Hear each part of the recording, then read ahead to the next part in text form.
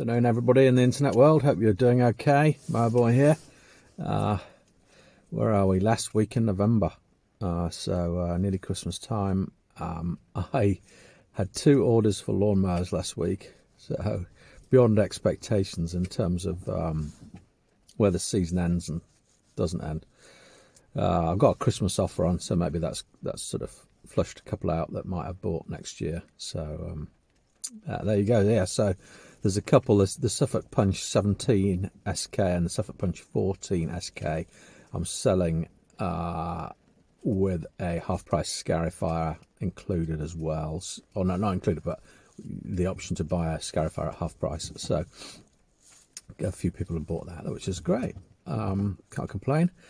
Anyway, so I'm in the car. I've just been to collect a mower, and I've been when I was a youngster. My dad used to read these books by H.E. Bates, and I never really sort of noticed them, other than he had a lot of them, and they were.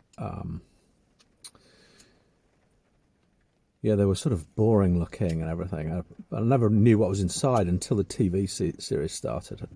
And David Jason and Pam Ferris and Catherine Zeta-Jones starred in Darling Buds of May.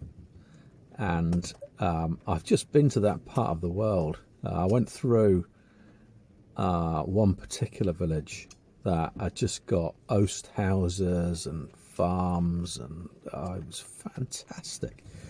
So it's one of those places where I've actually, since I was probably, I don't know, in mid-20s, I saw this copy of a magazine called Country Life, and they have all these very nice properties for sale, and they had these oast houses, and they looked so unusual, circular houses with pointy roofs, and they used to dry the hops in there or something. I don't know what they're for. Anyway, so I went down there, and the reason I went down there is an auction house down there, and I bid for the first ever time. I'd bid at an auction, so not eBay auction, not Facebook Marketplace or anything like that, but an actual auction. I saw a mower up for sort of, price range, blah blah blah. So I registered. And my bid was successful last week, so I had to go and collect it within a certain number of days of the auction. I paid them, obviously. Great deal. And the mower is an Allett Classic 17L, right?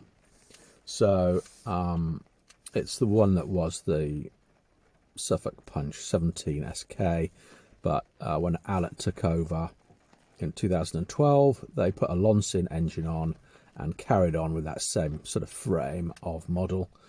So it's the one below the Kensington, but still a super mower. You can put all the cassettes on there, 10 blade and a scarifier and all that sort of stuff. And this is a 2015 model, and it's in the back of the car. So I'm very happy about that. So I did a little trip down into a beautiful part of the world, down in sort of deepest, I don't know, sort of not far from Maidstone way. And I do this silly thing now, right? So I had one journey, really bad journey, about 3 months ago from that side of Kent underneath the Dartford Tunnel. And it took me 20 minutes just to go under the Dartford Tunnel, and it was just terrible. But anyway, yeah, so the last couple of times, actually, the traffic's been clear coming up to the Dartford Tunnel. So when was it? I don't know, a couple of weeks ago, I went to pick a mower up, and the traffic was moving at 50, and I saw it was about a mile. So I thought, I wonder if I could hold my breath for the whole length of the Dartford Tunnel. I don't know. We've been, my wife and I have been sort of talking about this Wim Hof breathing technique that adds extra oxygen into your blood and stops you getting ill. So we've been talking about this, and part of it is holding your breath between the cycles and everything. So I've been kind of thinking about it, and I thought, right. So anyway, a couple of weeks ago I tried it, and I could see daylight, but I hadn't quite got a clear sky above me, and I had to breathe. So that, right, traffic was good today. I'm going to try it. I'm going to try it. And I got right to the very end, and I'd made it. I got all the way through the Dartford Tunnel, which is bonkers, without breathing. Or rather, I did a big breath in and then just held it. I didn't go purple or anything, or gammon. Anyway, so that's a daft story about my